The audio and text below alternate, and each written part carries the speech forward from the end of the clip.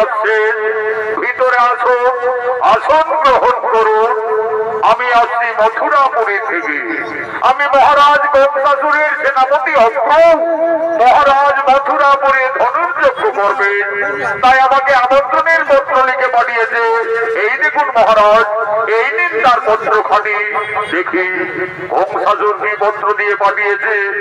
মহারাজ নন্দ, আমি মথুরা সম্রাট কংসাসুর, আমার বদর তপস্যায় সপ্তর্ষি দেবাদিদেব মহাদেব যে হরধনু করেছে প্রদান, আমি মথুরাপুরে সেই ধনুর্যজ্ঞ করব। ওই ধনুর্যজ্ঞে আপনার দুই বীর সন্তান কৃষ্ণ বলরামকে আমি মথুরায় আহ্বান জানাচ্ছি। ইতি কংসাসুর। না, তা কিছুতেই হতে পারে না। ওই ধনুর্যজ্ঞে আমার কানাই বলরাম তারা কিছুতেই মথুরায় যাবে না। রাজা নন্দ, তুমি নারী, আমায় নন্দ নন্দ বলে আকাশবাণী দিচ্ছ কেন? নারী জাতি মায়ের সমান, তোমরা মা বলে স্মরণ করো, নিশ্চয়ই তোমাদের মঙ্গল হবে। হে মা, তুমি কোন নারী দেবতা? আকাশবাণী দিচ্ছেন কেন জননী? আমাদের সম্মুখে এসে প্রকট হও মা। দেখ না তোরা মানামের কি মহিমা। ওগো মাতা, আমাদের করুণা করে দর্শন দাও মাতা। মা বলে দেখে দেখ না তোরা মানামের কি মহিমা। কোথায় মাতা জননী? আমাদের সম্মুখে এসে প্রকট হও মা। সকল দুঃখ দূরে যাবে, সকল দুঃখ দূরে যাবে, মায়ের দয়ার নাই সীমা। মা বলে দেখে দেখে না তোরা নামের কি মহিমা।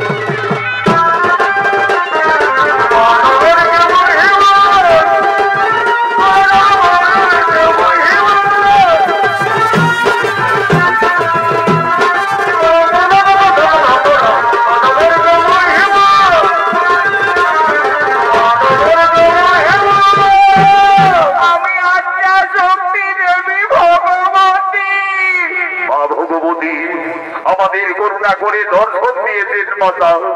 এই সমস্ত গোকুলবাসীর ভক্তিরঞ্জন প্রণাম গ্রহণ করুন মাতা। এই সমস্ত গোকুলবাসীর ভক্তিরঞ্জন প্রণাম গ্রহণ করুন। রাজা নন্দ, তুমি কৃষ্ণ বলরামের ধনুর্যজ্ঞে মথুরায় যাওয়ার আয়োজন করো। কৃষ্ণকে তা তুমি নিজেই জানো না। সে আদি অন্তর্যামী নারায়ণ, কৃষ্ণ তার মর্তলোকীর অবতার। রাজা নন্দ, তুমি অনেক ভাগ্যবান পিতা। আজ সোম ভগবানের সন্তানের নাই লালন পালন করার সুযোগ পেয়েছ, কিন্তু কৃষ্ণের জন্মদাতা মাতা পিতা ওই কংসাসুর বাহুবলী মথুরায় বন্দী রেখেছে কারাগারে। তাদের মুক্তির সময় এসেছে, তাই ধনুর্যজ্ঞে অসুর দমনের জন্য কৃষ্ণ বলরামের মথুরায় যাওয়ার আয়োজন করো। তাই হবে মা ভগবতী, তাই হবে। আমার কানাই বলরাম নিশ্চয়ই তারা অসুর দমনের জন্য মথুরায় যাবে মা, নিশ্চয়ই মথুরায় যাবে। রাজা নন্দ, তোমরা ভগবানের করজোড়ে প্রার্থনা করো, নিশ্চয়ই ভগবান তোমাদের মঙ্গল কামনা করবে। তাই হবে মা, তাই হবে।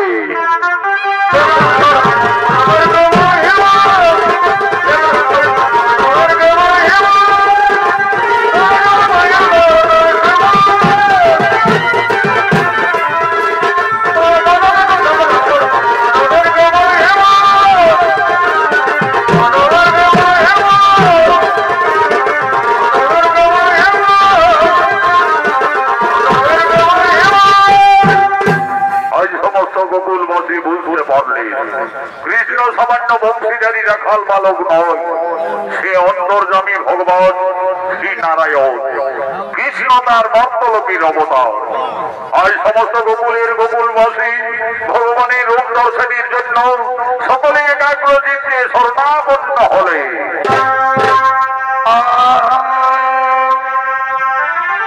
সবাই বলে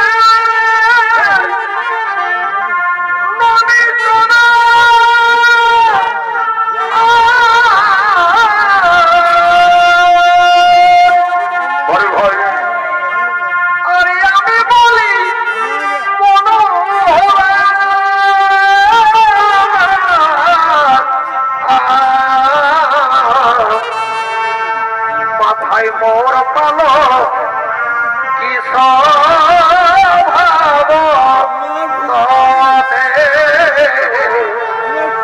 মাথায় মোর পালো কি স্বভাব